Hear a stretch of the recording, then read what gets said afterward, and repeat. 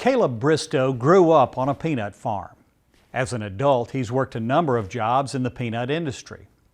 The crop has been such a big part of his life, his friends joke that it would be funny if one of his kids had a peanut allergy. Now, they all laughed about that until it actually happened. Go higher! At 6 and 2 years old, Kason and Sam Bristow are normal, healthy little boys. But when Sam was a baby, he had allergic reactions to a number of foods that were introduced to him. But it was a peanut snack that landed him in the office of a pediatric allergist.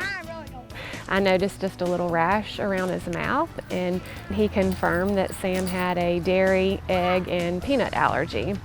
And of course, to us and our family, that was, I don't want to say tragic, but it was bad because our family is ingrained in peanuts. Our peanuts are ingrained in our family.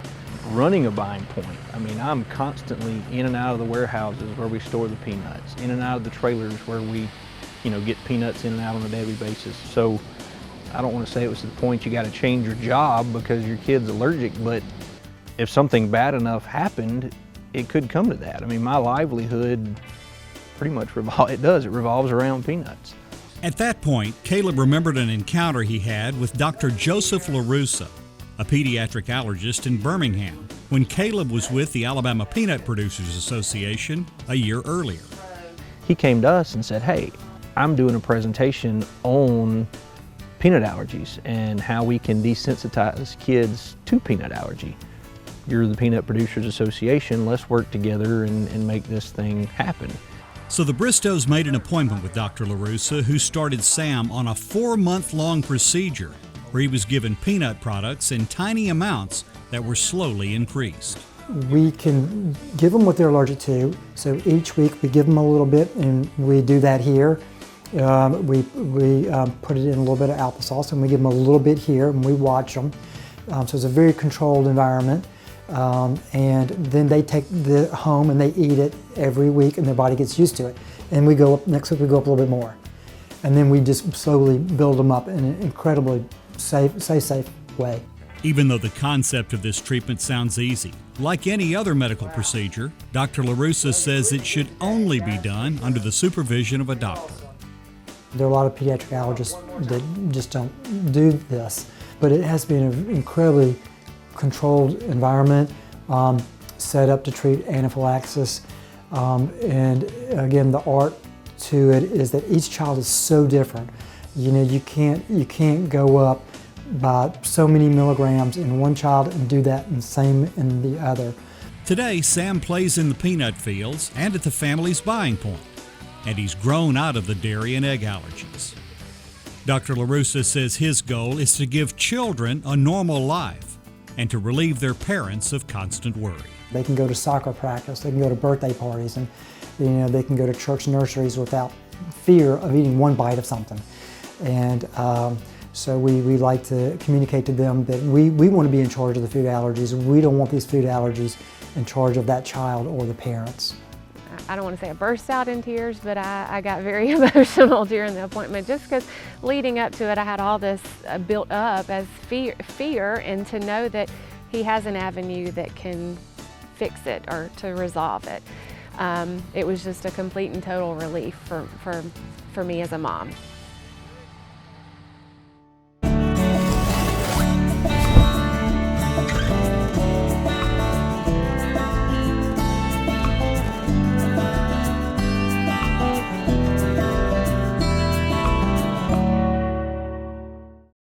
Welcome to Alabama Smart Yards. We're creating beautiful landscapes that protect natural environments. Today, Dani Carroll will talk about our native pollinators and share some ways that our yards and gardens can create habitat for them.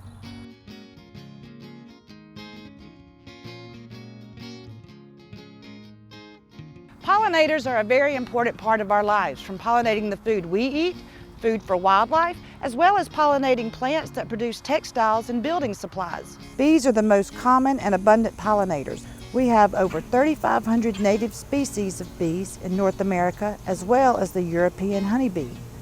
Numerous other insects are common pollinators that visit flowers, mainly for nectar. Each one serves a specific purpose. Moths are night active and pollinate flowers that are open at that time. Butterflies are not as efficient as bees as moving pollen, but they can visit long, deep flowers. Flies find their specialty in stinky flowers. When it comes to pollinators, it takes all kinds.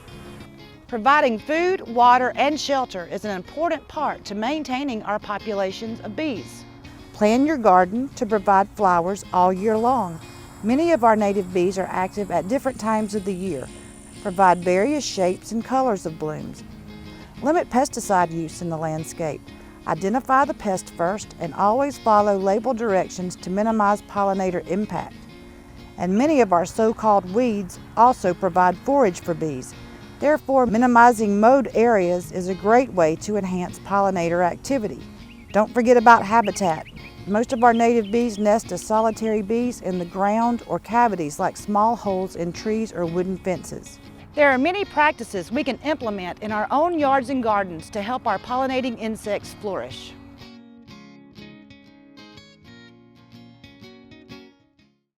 What we eat, what we wear. It all starts somewhere. And if it's good, it usually starts with a farmer. And that somewhere is right here in Alabama. In a field, in a barn, on a tractor. Right now, there's a farmer starting something good for all of us. And it all starts right here in Alabama. There's nothing quite like sitting down to a home-cooked meal with fresh vegetables from the garden. With Bonnie plants from your local quality co-op store, you can enjoy the freshest vegetables right from your own backyard. And no matter if you're a raised bed gardener, a rose gardener, or if you farm hundreds of acres, your quality co-op store has exactly what you need to get the most out of your plants. You'll always find what you need, plus friendly, knowledgeable advice at your local quality co-op store. There's one near you. Support healthy food from local farmers by purchasing a Farming Feeds Alabama license plate. The tag funds education and promotion efforts, including Ag in the Classroom, agricultural scholarships, and youth programs. Get your Ag tag today. For more Simply Southern, follow us on social media. And while you're online, visit our website, simplysouthern.tv.net. Simply Southern continues in a moment. Sweet Grown Alabama is such an amazing brand. It'll be great for consumers to be able to connect immediately with an Alabama grown or made product. Sweet Grown Alabama, what it means to us is community. By buying Sweet Grown Alabama, you are able to support your community and kind of play your part and help the farmers. There's a huge advantage just to your local community by buying local, whether it's local farms or local businesses. Find Sweet Grown Alabama farms, markets, restaurants, and stores near you at sweetgrownalabama.org.